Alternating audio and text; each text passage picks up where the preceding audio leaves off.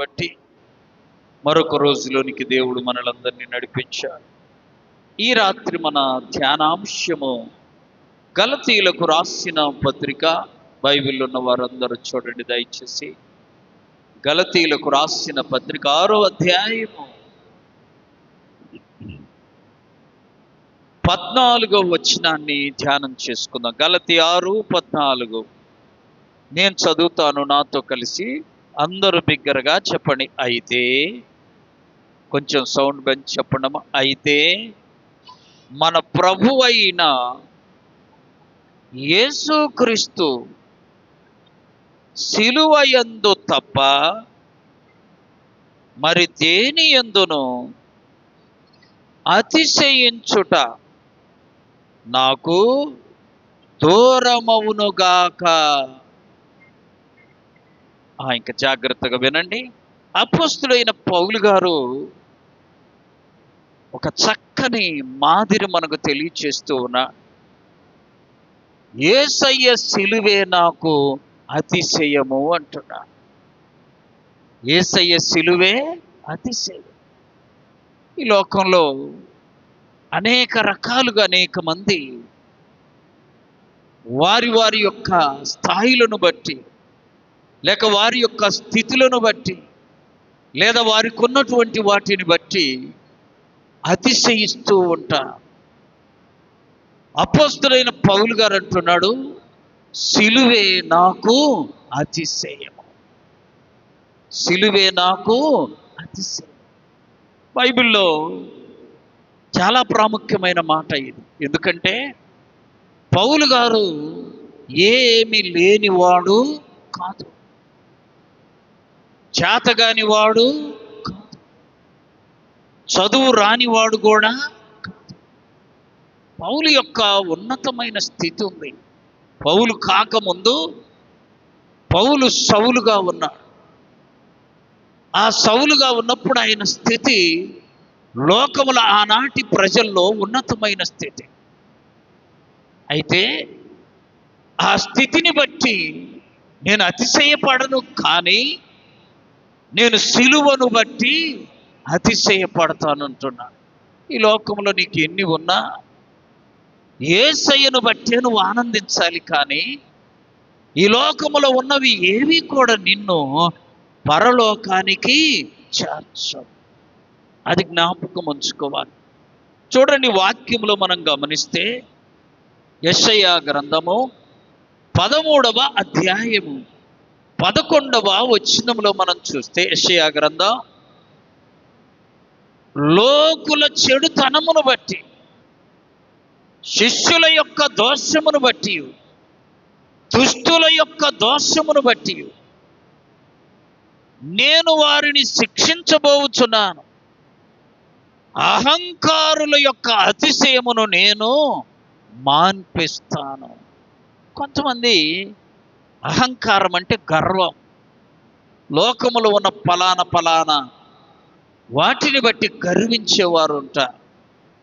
అది దేవుని దృష్టిలో మంచిది కాదు. ఆమె గర్వం గురించి ఒక్క మాట ఏంటంటే, బైబిల్లో వ్రాయబడిన గొప్ప మాట, నాశనానికి ముందు గర్వము నడుచును. ఆమె నాశనానికి ముందు నువ్వు గర్విస్తుంటే నీ వెనకాల ఏమొచ్చింది? నాశనం వచ్చింది. జాగ్రత్త. పౌలు గారు చాలా గొప్ప విద్యావంతుడు అయినా దానిని బట్టి నాకు అతిశయం అయ్యా అని చెప్పట్లా. పౌలు గారు జ్ఞానవంతుడు, దానిని బట్టి అతిశయం అని చెప్పలా. దేనిని బట్టి అతిశయం అంటున్నాడు? సిలువ.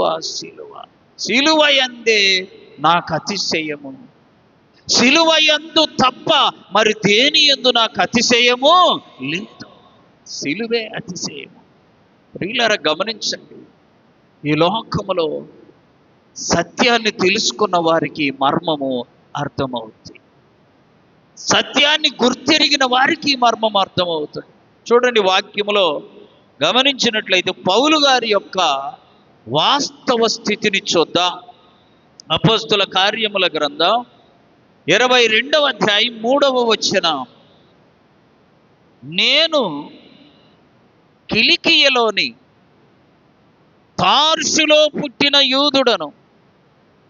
అయితే ఈ పట్టణములో గమలీయేలు పాదముల యొద్ద పెరిగి యూదుల ధర్మశాస్త్ర సంబంధమగు అన్నిటిలో ట్రైనింగ్ పొందాడట.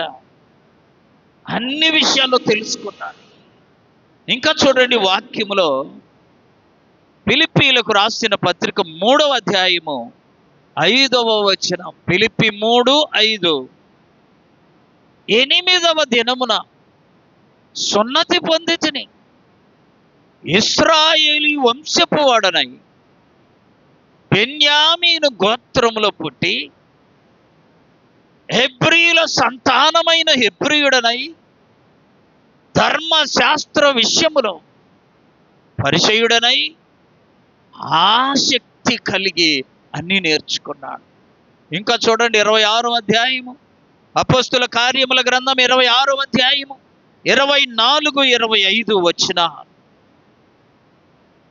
అతడు ఈలాగు సమాధానము చెప్పుకొనుచుండగా ఫేస్తు, పౌలా, నీవు వెర్రివాడవు, అతి విద్య వలన నీకు వెర్రితనం. అంటే సౌలు అతి విద్యను అంటే ఎక్కువ చదువును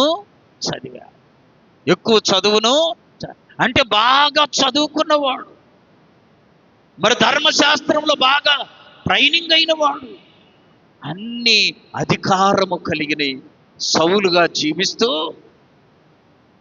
అనేక మందిని హింసించినవాడు, ధర్మశాస్త్రం ప్రకారం ఖచ్చితంగా ఉండాలి అని అనేక మందిని వాదించినవాడు, అనేక మందితో. అలాంటి సౌలు ఎక్కడైతే ప్రార్థన విజ్ఞాపనల కార్యక్రమం ఉందో అది ధర్మశాస్త్రం ప్రకారము కాకుండా ఇంకా ఆత్మానుసారమైందన్న విషయం కూడా పట్టించుకోకుండా హింసించిన వాడు యూదులను. అలాంటి సౌలును దేవుడు ఒక దినాన మార్చి పౌలుగా మారిస్తే ఆ పౌలు అంటున్నాడు, నా విద్య ఇప్పుడు నాకు అతిశయము కాదు, నాకున్న అధికారం ఇప్పుడు నాకు అతిశయము కాదు, నాకున్నటువంటి హోదా నాకు అతిశయము కాదు. ఏంటి అతిశయము? యేసయ్య సిలువే నాకు అతిశయము. సిలువ ఎందుకంటే సిలువలోనే పాపికి రక్షణ కలిగింది. సిలువలో యేసయ్య కార్చిన పరిశుద్ధ రక్తమే పాపికి విడుదల ఇచ్చింది. ప్రతి పాపిని ప్రతి పాపము నుండి కడిగి శుద్ధి చేసింది యేసయ్య రక్తం.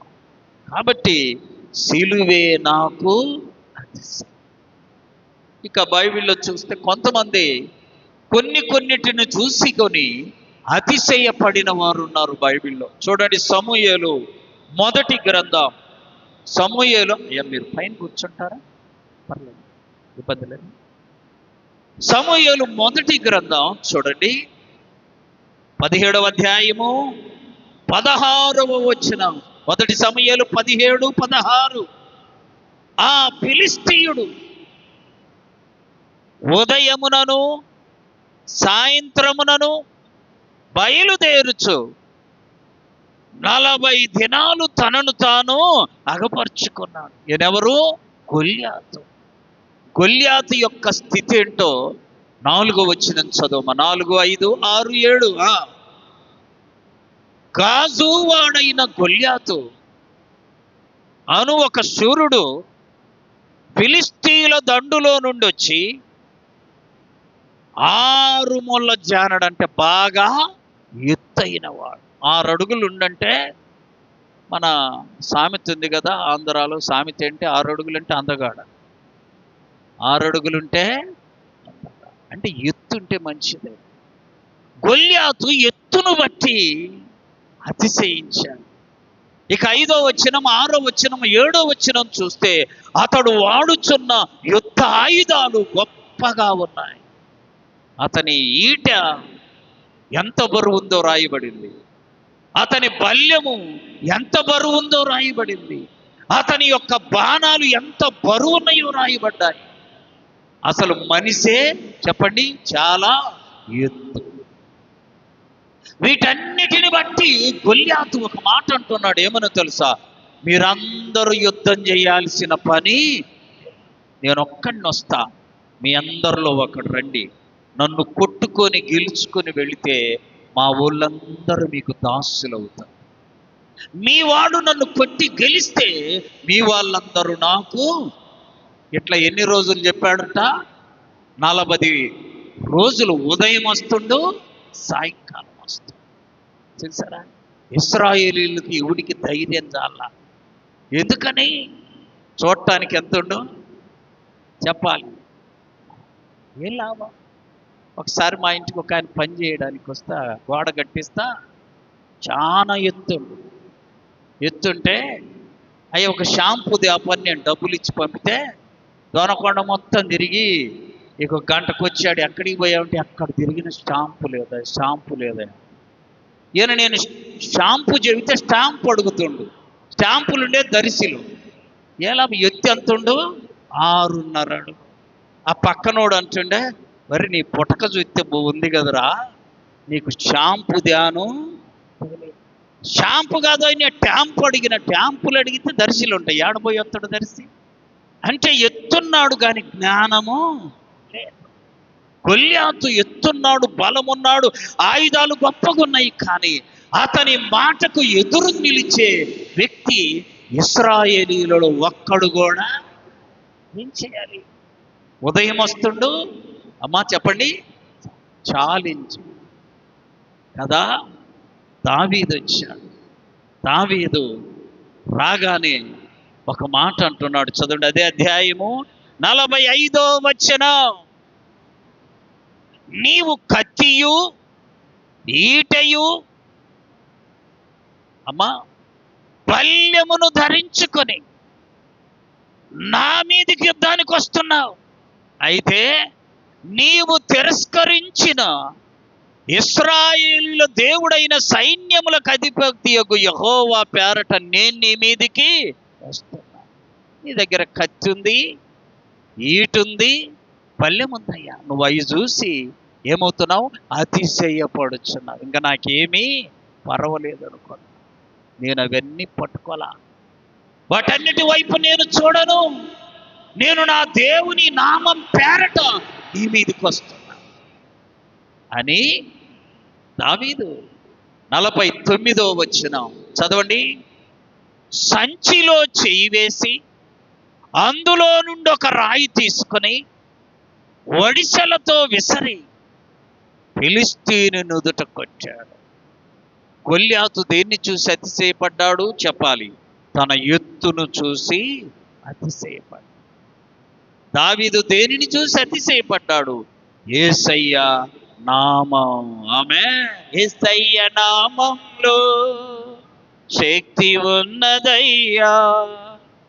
యేసయ్య నామంలో శక్తి ఉన్నదయ్యా. దావీదేమో దేవుని నామాన్ని నమ్ముకున్నాడు. గొల్యాతేమో తన బలాన్ని నమ్ముకున్నాడు. ఈ రాత్రి ఇక్కడున్న మనం, నువ్వు దేనిని నమ్ముకుంటున్నావు? నీకున్నటువంటి బలాన్ని నమ్ముతున్నావా? నీకున్నటువంటి ఎత్తును బట్టి అతిశయపడుతున్నావా? చూడండి, అంత గొప్ప ఎత్తున్న గొల్యాతు ఒక్క రాయి దెబ్బతో బోర్లా పడిపోయాడు. ఆలోచించండి. దేవుని యొక్క పరిశుద్ధ గ్రంథంలో పౌలు అనే భక్తుడు, జ్ఞానవంతుడు, గొప్పగా ట్రైనింగ్ అయినవాడు, బాగా చదువుకున్నవాడు అయినా అవన్నిటిని బట్టి నేను అతిశయపడట్లా. నేను యేసయ్య సిలువ యందు చెప్పండి అతిశయపడుచున్నా. ఆమె ఒక ఊరిలో, ఒక పూరింట్లో భార్య, భర్త, పిల్లలు కలిసి సాయంకాలం కుటుంబ ప్రార్థన చేసుకుంటున్నారు. ఆమె ఏ ప్రార్థన? మనందరికి ఉందా? అది మాత్రం అడగబాకాయ మీరు చెప్పుకుంటూ బొమ్మంటారా? ఉందా? సాయంకాలానికి మన ఇళ్లలో ఏముండాలి? అన్నం ఉన్నా చెప్పాలి లేకపోయి, వస్త్రాలున్నా లేకపోయి, పరిస్థితులు అనుకూలంగా ఉన్నా లేకపోయి, కుటుంబ ప్రార్థన తప్పనిసరిగా ఉంటే యేసయ్య మనతో ఉండును గాక. చప్పట్లు కొట్టి ప్రభువును మహిమపరచాలి. మన ఇల్లు అలాంటి ధ్యాన కేంద్రాలుగా మిగిలిపోవాలి. చూడండి, అలా చక్కగా ప్రార్థన చేసుకుంటూ ఉంటే అప్పుడే ఆ ఊరిని పరిపాలన చేసే రాజు మంత్రి ఇద్దరట, అరే ఈ ఊర్లో కల్లా ఎవడు బాగా ఆనందంగా ఉన్నాడో వెళ్ళి చూసొద్దాం పదా అని రాజు మంత్రి బయలుదేరొచ్చారు. మంత్రి అన్నాడంట, రాజా ఈ ఊరిలో కల్లా పలానోడు గొప్ప ధనవంతుడు, వాడు ఉంటాడయ్యా ఆనందంగా, వాళ్ళ ఇంట్లో ఆనందం ఉంటుంది, ముందు వాళ్ళ ఇంటికి వెళ్దామని ఊరిలో కల్లా ధనవంతుని ఇంటికి వెళ్ళగానే ఆ ఇంట్లో అడుగు పెడుతుంటే ఆయన ఎదురుగా వచ్చాడు ఇంటి ఆయన. మంత్రి అడిగాడంటయ్యా, మీరు ఈ ఊరిలో కల్లా ధనవంతులు కదా, మీరు బాగా ఆనందంగా ఉన్నారు కదా అని అంటే ఆయన అన్నాడట, దాన్ని అడుగుపోయా నాకు తెలియదు, వీడు బయటికి వెళ్ళిపోయాడు. సరే ఆమెను పిలిచమ్మా, ఈ ఊర్లో కల్లా మీరు ధనవంతులు బాగా సంతోషంగా ఆనందంగా ఉన్నారు కదా అంటే, ఏమానందమై వాడు నేను పలుకోక 6 నెలలు అయింది, ఇంకేమానందం, ధనం ఉంది కానీ చెప్పండి ఏమి లేదు, అతిశయము ఆనందము. ఇక అక్కడి నుండి ఊరిలో కల్లా పేదోళ్ళ ఇంటికి వెళ్దాం పదాని ఇక్కడికి వచ్చేసరికి భార్య భర్త పిల్లలు కూర్చొని దేవుణ్ణి స్తుతించుడని పాట పాడుతూ చప్పట్లు. రాజు మంత్రి దగ్గరికి వచ్చి ఎంత ఆనందంగా ఉన్నారు, ఎంత సంతోషంగా ఉన్నారు, దేవుణ్ణి స్తుతించుడి ఎల్లప్పుడు దేవుని స్తుతించుడి. ఈ పాట పాడుతూ ఉంటే వాళ్ళు కాముగుండి పాట అయిపోయినాక, అయ్యా మీరు సంతోషంగా ఉన్నారా అని అడిగితే వాళ్ళు అన్నారంట, చాలా చెప్పాలి సంతోషంగా ఉన్నారు. ఈ మంత్రి గాడికి కోపం వచ్చి, మరి పైన కప్పు లేదు కదయ్యా అని అంటే, కొంతమంది అవి చూస్తుంటారు, వీడి వేషం ఎట్లుందా, వీడికి ఎంత ఆస్తుందా, వీడి పైన బట్టలు ఎట్లున్నాయి ఇవి చూస్తుంటా. అట్లాగా మంత్రి కూడా పైన కప్పు లేదు, ఏం సంతోషం మీకు, దానిని గురించిన చింత మాకు, ఆమె మా దేవుడే కప్పు సంగతి చూసుకుంటాడు. చూసారా ప్రియులరా, విశ్వాస జీవితంలో యేసయ్యే మనకు అతిశయము. ఆమేన్ ఆమేన్. పౌలు గారు అంటున్నాడు, సిలువే నాకు అతిశయం. అతిశయం అంటే తృప్తి, సంతోషము, సమాధానము. ఆ అతిశయం అనే మాటలో ఇన్ని అర్థాలు ఉన్నాయి. ఆ అతిశయం అంటే ఆనందం. సిలువను బట్టే నాకు ఆనందం, సిలువను బట్టే నాకు తృప్తి, సిలువను బట్టే నాకు సంతోషం. కానీ నా చదువు నాకు సంతోషము చెప్పాలి నోరులో ఉన్నోళ్ళు. ఇంకో కొంతమంది ఈ లోక సంబంధమైన ఫలానా ఫలానా ఫలానా ఈ మాకున్న ఎవరికి ఉన్నాయి అని అలా సంతోషపడుతుంటారు. అవన్నీ నిన్ను పరలోకానికి చేర్చవు, గుర్తుపెట్టుకోవాలి. దేవుని యొక్క పరిశుద్ధ గ్రంథంలో ఒక రాజు ఉన్నాడు, ఆ రాజు ఇలాగే అతిశయపడుతున్నాడు, నేను గొప్పవాడను. పరిశుద్ధాత్మ దేవుడు ఆ రాజుతో అంటున్నాడు. చూడండి, యెహెజ్కేలు గ్రంథం 31వ అధ్యాయము 3వ వచనము నుండి, అశ్షూరీయులు లెబానాను దేవదారు వృక్షములు, దాని కొమ్మలు శృంగారములు, దాని గుబురు విశాలము, దాని కొన బహు ఎత్తైనదై మేఘాలకు అంటుకుంది. ఆ రాజుకు చెబుతున్నాడు 7వ వచనం, దానికి బాగా నీళ్లుండుట ద్వారా ఒక చెట్టు అంట పెరిగి పెద్దదై ఆకాశాన్నంటే అంత ఎత్తుకు ఎదిగిపోయి. చెట్టుకి ఏముంటే ఎదుగుద్ది చెప్పాలి, మనకేముంటే ఎదుగుతాం, ప్రార్థన ఉంటే చెప్పాలి, వాక్యం ఉంటే అనుమానంగా చెబుతారు. ప్రార్థన ఉంటే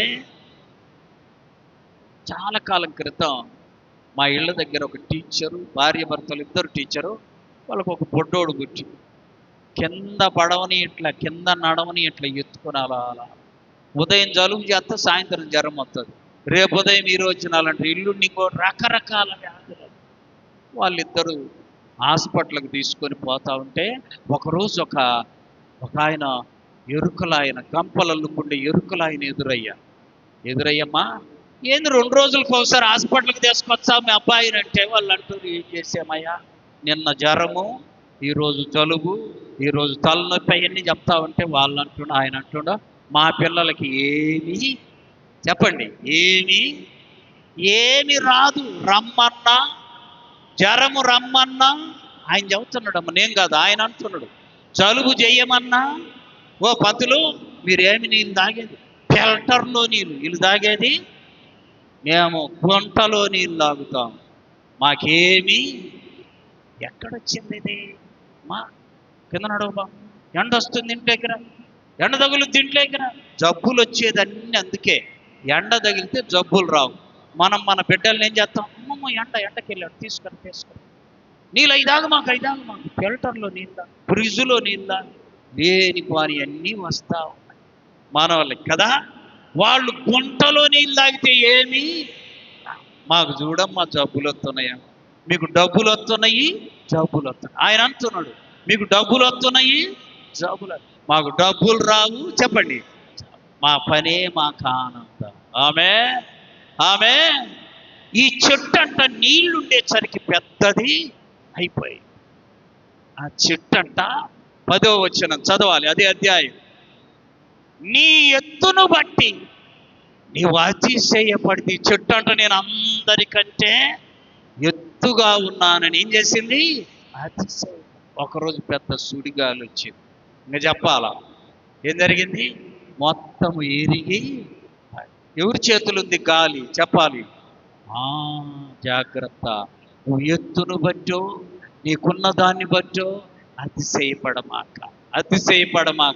ఇంకోటి చూడండి, బైబిల్లో దావీదు భక్తుడు ఒక మర్మం చెబుతున్నాడు చూడండి. 20వ కీర్తన 7వ చరణం, 20వ కీర్తన 7వ చరణం. కొందరు రథములను బట్టి కొందరు గుర్రములను బట్టి అతిశయపడుదురు, మనమైతే మన దేవుడైన యెహోవా నామమును బట్టి అతిశయపడుదుము. చప్పట్లు కొట్టి ప్రభును మహింపరచాలి ప్రియులారా. దావీదు భక్తుడు ఆ మాట అంటున్నాడు. 34వ కీర్తన 2వ చరణం, 34వ కీర్తన 2వ చరణం. యెహోవాను బట్టి నేను అతిశయపడుదును, దీనులు దానిని విని సంతోషింతురు. ఆమె అద్భుతం ప్రియులారా. దేవునిపై ఆనందంగా, దేవునిపై ఆధారపడి, దేవుని అతిశయపడి, దేవుని యందు అతిశయపడి, దేవునిపై ఆధారపడి జీవించే వారి జీవితాల్లో సంతోషము, సమాధానము సమృద్ధిగా ఉంటుంది. ఆమె దావీదు భక్తుని అతిశయం. ఇంకా కొంతమంది ఈ లోకంలో అందమును బట్టి, చెప్పాలి అందమును బట్టి అతిశయపడతారు. అందం బైబిల్లో శ్రేష్టమైన మాట ఏంటంటే సామెతల గ్రంథం 31వ అధ్యాయం 30వ వచనం. అందం అంట వినబడింది అందరికీ. అందము ఎవడు వదిలేస్తుండో చెప్పాలి. అందంగా ఉండాలని ప్రయత్నం చేయనోడే నన్ను అంటారు, నువ్వు తలకు రంగేసారు బాగుంటావు. వాడికేందా బాధ, తలకు రంగేసారు బలుంటావు, నాకెందుకు అంత పని, నీకెందుకు అంత బాధ. చూడండి ప్రియులరా, దాని కొరకు ఒక్కొక్కడు 1 గంట కేటాయిస్తాడు. అందము కొరకు 1 గంట, రోజుకు 1 గంట పోయిద్ది వాడికి టైం. దేనికి? అద్దం ముందు కూర్చొని 1 గంట సేపు తిప్పలు పడి బయటకు వస్తా. చూసారా, ఇలాంటి అందాన్ని గురించి బైబిల్ ఏం చెబుతుందంటే అందము, మోసకరము, సౌందర్యము. యాకోబు రాసిన పత్రిక 4వ అధ్యాయం 16వ వచనం. యాకోబు రాసిన పత్రిక 4:16. ఇప్పుడైతే మీరు మీ డంబముల యందు అతిశయపడుచున్నారు. మీ అతిశయము అంతయు చెడ్డదట్ట. చూసారా, నీ అందం ఎంతకాలం ఉండిద్ది? ప్రియులరా, దేవుడిచ్చిన అందమే స్థిరము. ఆమేన్, ఆమేన్. నిన్ను నీవు సృష్టించుకున్న అందం శాశ్వతముగా ఉండేది. ఛాలెంజ్ చెప్పచ్చు. అర్థమైందా? ఒకడికి చెప్పాడంటారే, మైసూర్ శాండిల్ సోపుతో 3 పూట్లు పోసుకో, నువ్వు ఎర్రగా వస్తావు అన్నాడు. పాపమాడు నల్లగొంటాడు. వాడికి ఆశ కలిగింది. ఆశ కలిగి వాడు 3 పూట్ల చెబితే వీడు 6 పూట్లు పోసుకుంటా ఉండు.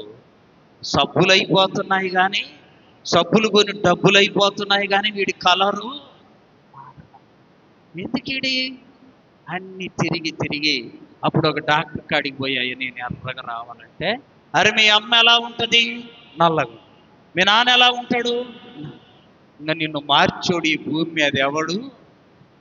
ఈ అమ్మ నాన్న పుట్టుకే నీకు వచ్చిందయ్యా. అర్థమైందా? నీ సోపు మీద ఆధారపడమాక.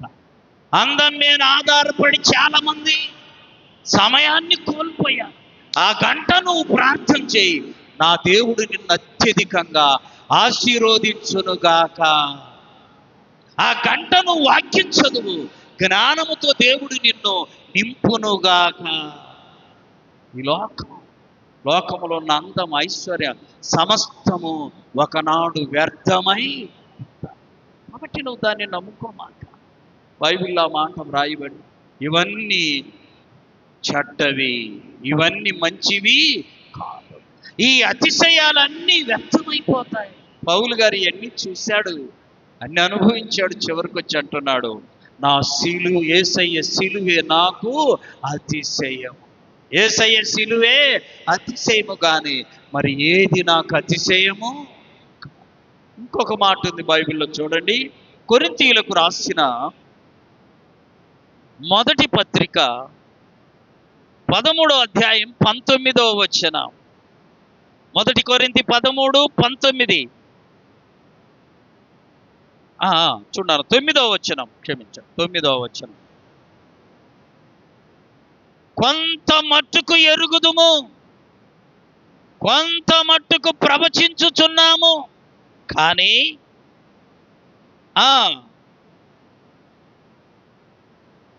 ఏదైతే మన దగ్గరికి వచ్చి దేవుడు బయలుపరిచాడో అది అప్పటిదాకా కొంత మట్టు ఎరిగినా, దేవుడు బయలుపరచగానే సంపూర్ణంగా దాన్ని మనము అంగీకరించాలి. ఇప్పటి వరకు నువ్వు అందం కొరకు ఒకవేళ ఎంత ఖర్చు చేస్తున్నావో, ఈ రాత్రి దేవుడు నీతో మాట్లాడాడు, దాని కొరకు ఇంకా 1 పైసా కూడా ఖర్చు పెట్టకుందువుగాక. ఏమొచ్చింది? అది ఏమొచ్చింది? ఇటీవల కొన్ని 2-3 సంవత్సరాల క్రితం ఒక అబ్బాయి తన తండ్రిని కొట్టాడు. కొడుకు తండ్రిని, చెప్పండమ్మా, కొట్టాడు. ఇదేంతా పెద్ద చదువుతున్న మా ఇళ్ళలో కూడా కొడుతున్నారంటరా. అది కాదు అక్కడ పాయింట్. కొట్టిన తర్వాత వాళ్ళు అట్లిట్లా నన్ను పిలిచి ఒకరోజు, అయ్యా నువ్వు చెప్పాయా మా అబ్బాయి అంటే, వాడిని అడిగారే, తండ్రిని కొట్టకూడదురా, తండ్రిని కొట్టడం మంచిది కాదురా. ఆయన్ని తండ్రి నిన్ను కన్నోడు, పెంచినోడు, చదివించినోడు, పోషించినోడు కొట్టడు. మాస్టర్ గారు నేను అడిగేదానికి చెప్తారా? చెబుతాయ్యా, ఇంక మా పని అదేగా. ఆయన చెప్పింది వినాలి, వీడు అడిగిన దానికి జవాబు చెప్తాను. అడగమని ఏం చెప్పాడు తెలుసా? నేను ఫీజు కట్టాలంటే డబ్బులు లేవు అంటాడు, బస్సుకు కాలేజీకి వెళ్తా ఛార్జీకి ఇవ్వని డబ్బులు లేవు అంటాడు. ఇంత పొడుగు సిగరెట్ కాలుస్తాడు. పాస్టర్ గారు ఏమైంది సిగరెట్ కాలవకపోతే? నా చదువు ఎక్కువ, ఆయన సిగరెటు. ఏదా మీ వాడు ఇట్ట అడిగాడంటే, వాడు తన్నినా సరే నేను సిగరెట్ మాత్రము. ఈడి జవాబు ఇది, వాడి జవాబు, ఇద్దరు ఆడినాన చావండి, మనకెందుకు? సిగరెట్ అంత ప్రాముఖ్యమా నీకు? జాగ్రత్త, ఇవన్నీ నీకు శాశ్వతమైన రాజ్యం ఇచ్చేవి. ఇప్పుడు చదవండి 1 కొరింథీ 3:19. జ్ఞాని చదువుమ్మా. ఈ లోక జ్ఞానము దేవుని దృష్టికి వెర్రితనం. కొంతమంది మేము జ్ఞానవంతులం, మాకు అన్నీ తెలుసు, బాగా జ్ఞానం ఉంది మాకాడని జ్ఞానమును బట్టి ఏం చేస్తారు? అతిశయపడతారు, తమను తాము హెచ్చించుకుంటారు. దేనిని బట్టి? జ్ఞానమును బట్టి. దేన్ని బట్టమ్మా? కాస్త తెలివి కల్లోడు ఉన్నాడు అనుకో ఊర్లో, వాడు అందరికంటే కాస్త అతిశయపడుతుంటాడు. ఏంటంటే ఈ ఊర్లో కల్లా నేను తెలివి కళ్ళు. అర్థమైందా? ఆలోచించండి. ఈ జ్ఞానమును గురించి వ్రాయబడింది ఈ లోక జ్ఞానము. చెప్పండి, దేవుని దృష్టికి చెప్పాలి వెర్రితనము. ఆమేన్. ఒక ఊరిలో బాగా చదువుకొని జ్ఞానవంతుడు అన్నవాడు కోటసొప్పమ్మ కొట్టు దగ్గర ఏదో కొనటానికి వచ్చాడు. ఆ కొట్లో అందించే అబ్బాయి ఉన్నాడు, సరుకులు అందిస్తాడే పనిచేసే అబ్బాయి. ఆ అబ్బాయి అన్నాడు, అయ్యా నువ్వు బాగా చదువుకున్నావు, మీ ఊర్లే కల్లా బాగా జ్ఞానవంతుడు చదువుకున్నా, నేను ఒక ప్రశ్న జవాబు చెప్పాలంటే నీలాంటి వాళ్ళు 100 మంది వేసిన చదువుతాను అనగానే వాడు అన్నాడు, నిజామాబాదులో, ఏ బాదులో? నిజామాబాదులో నిమ్మకాయలను ఏమంటారు అన్నాడు. నిజామాబాదులో నిమ్మకాయలను, వీడికి మైండ్ పోయింది. ముందు నిమ్మకాయలు అంటారనేది తెలుసు, కానీ నిజామాబాదులో నిమ్మకాయలను ఏమంటారనేది అరే ఇప్పుడు కాదులేరా నాకు పని, నాకు జవాబు చెబితే నీకు సరుకులు ఇస్తా, లేదా నాకు తెలియదని ఒప్పుకో అని అన్నాడు. ఎట్లయితే మొత్తాన్ని తప్పించుకొని వెళ్ళిపోయి వాడి మైండ్ అంతా నిజామాబాదుల నిమ్మకాయలు ఏమంట, నిజామాబాదుల నిమ్మకాయలు ఏమంట అని వాడు ఆలోచిస్తూ ఒక చెట్టు కింద తిప్పలు పడతా ఉన్నాడు. పాపం ఈ 2 నేనిని ఈ కొట్లో సరుకులు ఇచ్చి అబ్బాయి నా దగ్గర చదువుకున్నాడు, అందుకని అరే ఏందిరా ఆయనకు అంత ప్రశ్న వేసా, నాకు కూడా తెలియదురా, నిజంగా ఏం చెప్పండి, నిజామాబాదుల నిమ్మకాయలు అంటారు సార్ అన్నాడు. ఏమంటారు? యాడికి పోయినా నిమ్మకాయ. మరి వాడికి ఏం నడిచి, వాడు పెద్ద చదువుకున్నానని, అందరికంటే తెలియకల్లోనని, అందరికంటే జ్ఞానవంతునని బాగా ఎచ్చులు పడతాడు, అందుకని ఒకటి తగిలిచ్చినాలి. తర్వాత వాడు వారం రోజులైనా కొట్టు సగాల. చూసారా ఏమంటారు నిమ్మకాయల్ని? దొనకొండలైన నిమ్మకాయలే, వినకొండలైన నిమ్మకాయలే, నార్చింపల్లెలైనా. చూసారా, ఎప్పుడు నువ్వు జ్ఞానవంతుడివని జ్ఞానాన్ని చూసి అతిశయపడమాక. జ్ఞానం అనేది లోక జ్ఞానము, దేవుని దృష్టికి. చదవండి ఇర్మియా గ్రంథం 9వ అధ్యాయము 23-24 వచ్చిన. ఇర్మియా 9:23-24.